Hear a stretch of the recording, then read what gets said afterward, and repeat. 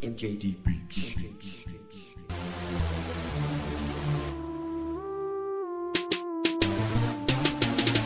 Live on the National Sports Studios from Spreaker.com, you are listening to In the Paint with Jordan Hunter and your host, Cameron Sadeghi.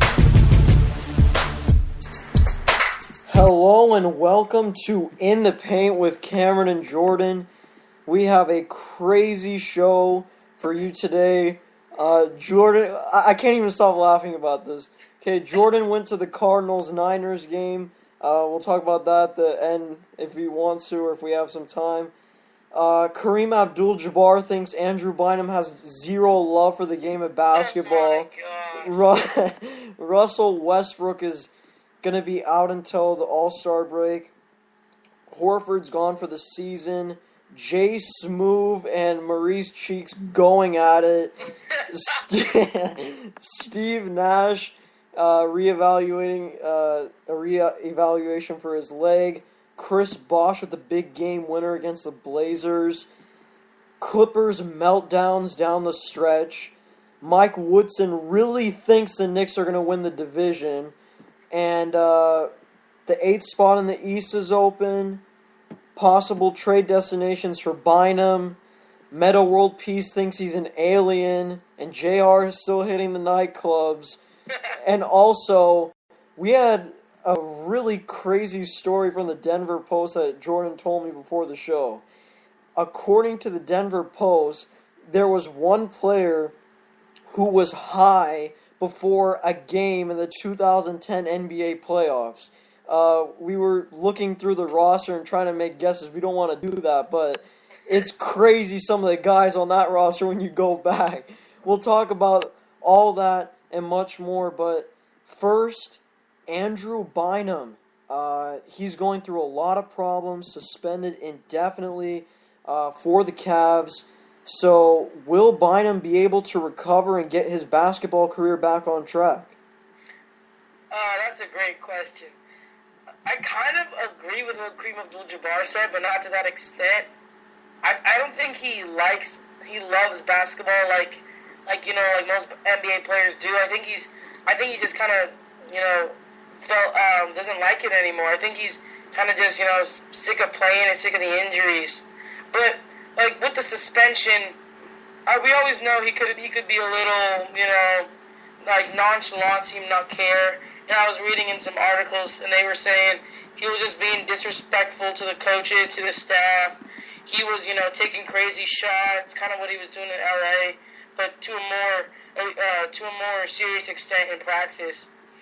And I think Bynum, he's a player with a lot of talent. Like 2 seasons ago, he was one of the best big men in the league. He made his first All-Star team. Was being compared to Dwight Howard, but with more offensive skill. But I think Kareem was right. I don't think he loves basketball anymore. I think he's he's fallen out of his favor, and he's just. I think he may retire. I just have a feeling he's that crazy of a guy to retire. Not crazy in the sense of like Meta World Peace crazy, but just kind of, not know what to do next and kind of just making irrational decisions. What do you think, Cameron?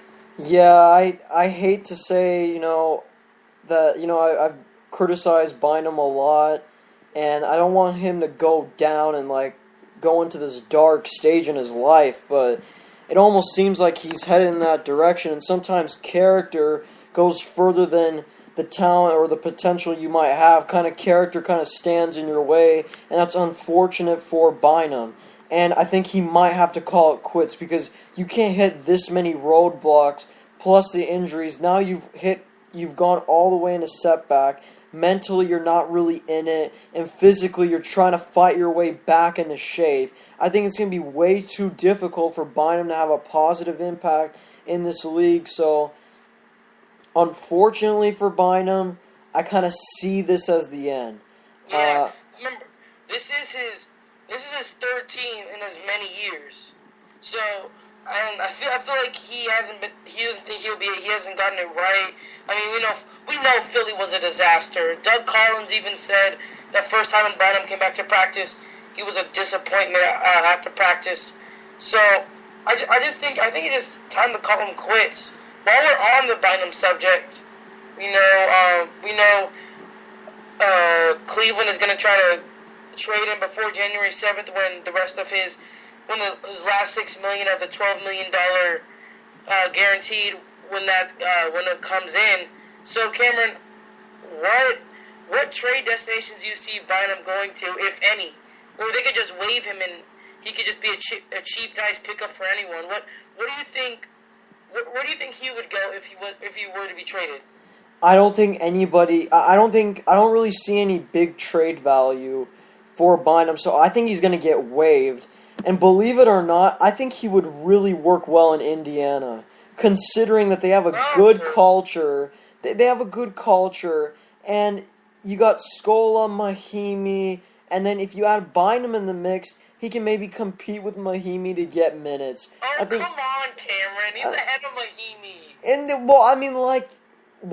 If he doesn't prove otherwise, character-wise, if he doesn't prove that, he's going to be sit back down. You know Frank Vogel's going to do that. But if the talent comes out and he really proves that he's better than Mahimi, to me, the thing with Bynum, he needs to go somewhere where he has to prove himself. Because when you do that, when you are forced in that type of situation, then you're going to come out and respond and really take it seriously. But if you just ease him into the starting lineup and give him all these perks, forget it. You're not going to have long-term success with him. Yeah, I totally agree with you. I don't think he could, unless it's like a team that really is in need of a starting center, like Cleveland was. I don't think you can plop him into a starting spot. But I agree with you. Coming off the bench behind a really talented big man in Hibbert to bring that offensive spark that bench needs, along with Granger, C.J. Watson, your boy Luis Scola. That's a dangerous team. I mean, I feel like he could contribute to a team. I think Indiana, which is a no tolerance team. Yeah. Especially with Vogel and these guys have aspirations to win a championship and avenge their loss in the Eastern Conference Finals to the Heat. So I definitely think a team like Indiana could use him.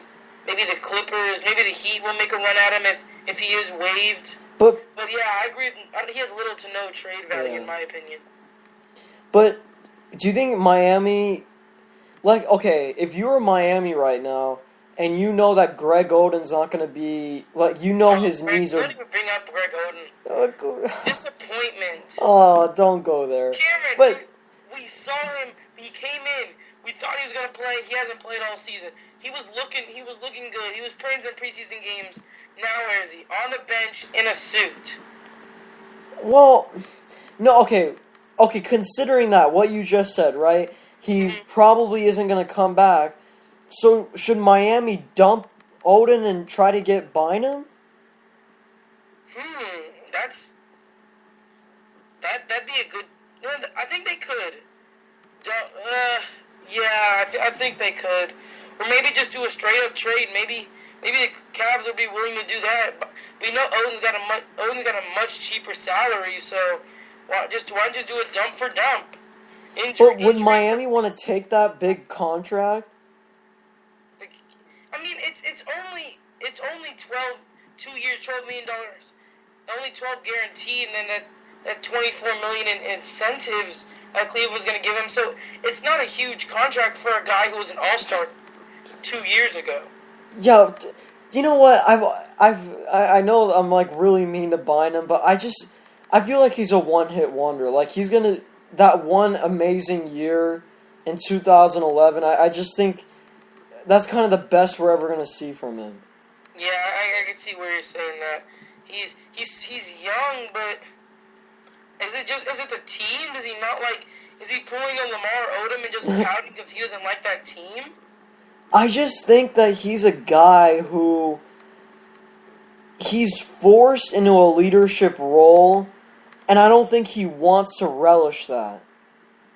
And on the Lakers, he wasn't a leader. It was Powell and Kobe. Yeah. And back in the day, Lamar Odom too. But I don't think he was pushed into a. I thought maybe maybe like I thought Kyrie Irving was a leader. I didn't think Mike Brown was putting any responsibility on Bynum other than to be a scoring big man. You don't think? I think, but he's got to be at least the second leader. You know, like he wasn't even the second leader in LA. When he went to Philly, I know he didn't play a game in Philly, but he was the guy. Like that was, I mean, the whole city was resting on his shoulders, basically. The way they treated him. I mean, oh, go ahead, Cameron. No, go ahead. That's all I was gonna say. Fans listening to this, if you have anything to say, sound off on In the Paint on Facebook, and we'd love to hear your opinions on Bynum or in any story we talk about today or on any of our shows. Exactly, and thanks for Ari and Joe really lighting up the comments on Facebook. We appreciate it, even though inaccurately giving predictions, and that's all right. What about Westbrook? He's out until coming back from the All-Star break. Do you think this will not be a big deal, or this could be a big deal because this could ruin seeding possibly for Oklahoma City? Yeah, with Westbrook, we saw what happened. We saw what happened when he got out in the playoffs. We saw how much of a wreck they were, how much of the team was put on Durant's shoulders. But I think it's not as bad as it was last year because Reggie Jackson has developed into he's kind of reminds me of a Bledsoe. You get him on the right team, he could be a good starting point guard like Bledsoe is now in Phoenix. They've got Jeremy Lamb playing. He's playing well. Coming off the bench. You're gonna need a big step up from guys like Nick Collison, maybe Perry Jones III if he gets minutes. But you're right. That seeding is so important for a team like OKC because they wanna get an easy team. They don't want to have to end up playing like say Minnesota. Yeah. They'd get banged around with Kevin. They get banged like pinballs with Kevin Love and Pekovic down there in the post. I mean, that's probably one of the best big man duos in the league right now. But it's gonna be tough for them this next month and a half. But I don't know what they're gonna do with it. I think they'll get through it though. I think they're a good enough team to get through it. What do you think? Yeah, I think it will. I agree. I agree with you. I don't think it will be as big of a deal, but I feel like there's kind of a lot of pressure on Kevin Durant, and it kind of needs to be relieved a little bit.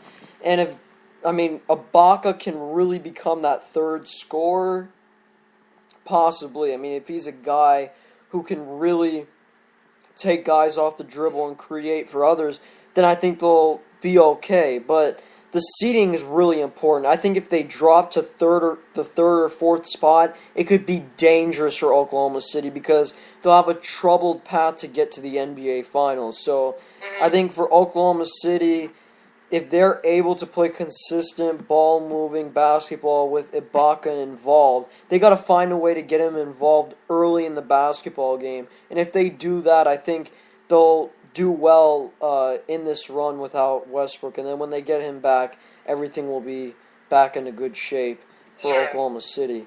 Because I don't know if it was just the last season in the Western Conference in the semifinals. I don't know if it was just Memphis or I don't know, but Ibaka disappeared in that series.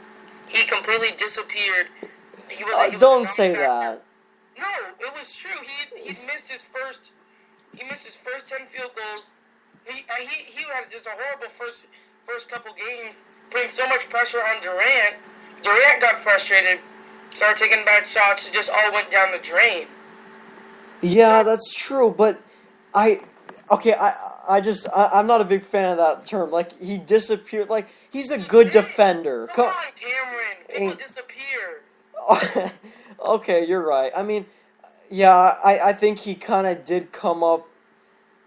I just like to say that if he had a big offensive skill set, I could understand. But the only reason why I kind of give him a pass is just because he has a limited offensive skill set.